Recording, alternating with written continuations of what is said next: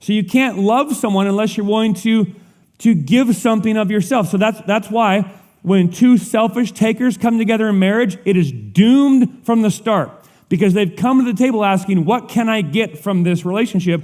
And as soon as they stop getting what they think they deserve from that relationship, marriage is over. And they're on to someone else that they think can meet the needs that they have. And taker goes from taker to taker to taker to taker.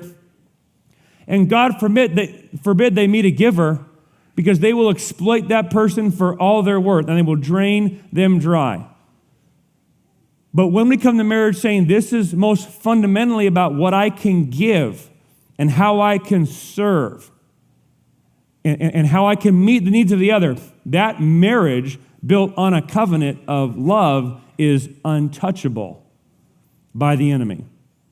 It's bulletproof to the attacks of the enemy, because you have two givers who are there to actually truly love each other. Am I connecting dots here? One of the most tangible and genuine and authentic expressions of love is the giving of something to someone else.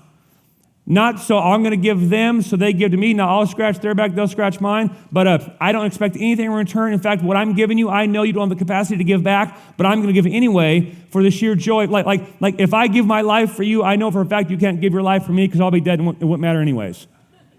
That kind of gift, right? Generosity is an act of love. See, you can't love someone unless you're generous, because loving someone more than just writing a card or with words means you have to give something of yourself. The truest act of love, right? The greatest act of love is to give one's life for another, right? So the Bible is rooting an act of love as an act of giving. Generosity is loving. They're this massive church, and again, I want you to get this. There's unity here. Unity in the world is found through uniformity, and it's amazing that the tolerance and equity crowd are the ones that are the most divisive in our culture. We want equity and unity in our community, and so we're going to put all the people this color over here and that color over there and this gender makeup over here and this orientation over there and that socioeconomic status over there. And the first step they do is they divide everyone into categories. That's amazing and stupid. Unity is not uniformity. Unity is diversity coming around a higher ideal and finding unity among people that are different than yourself. Like this church, for instance. There's more diversity in our church than in any progressive,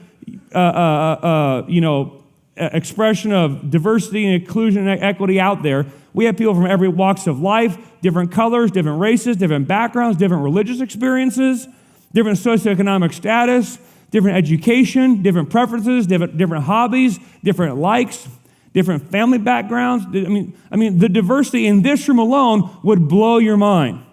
And the reason there's unity in this room is not because we've categorized all the people of this color and that or race and that orientation. We experience unity here because when we come in here, we lift up a name greater than all of us, which is Jesus. And that name brings about a sense of unity among diversity because it's bigger than all of our differences. Amen? That's genuine unity. Generosity is unifying, it's freeing, it's loving.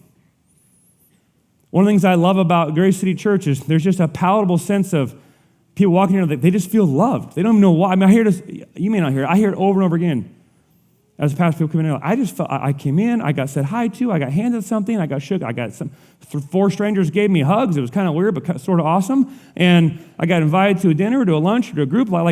I got given more in 10 minutes at this church than I've had anybody give me in the last 10 years. I've had people say those words to me.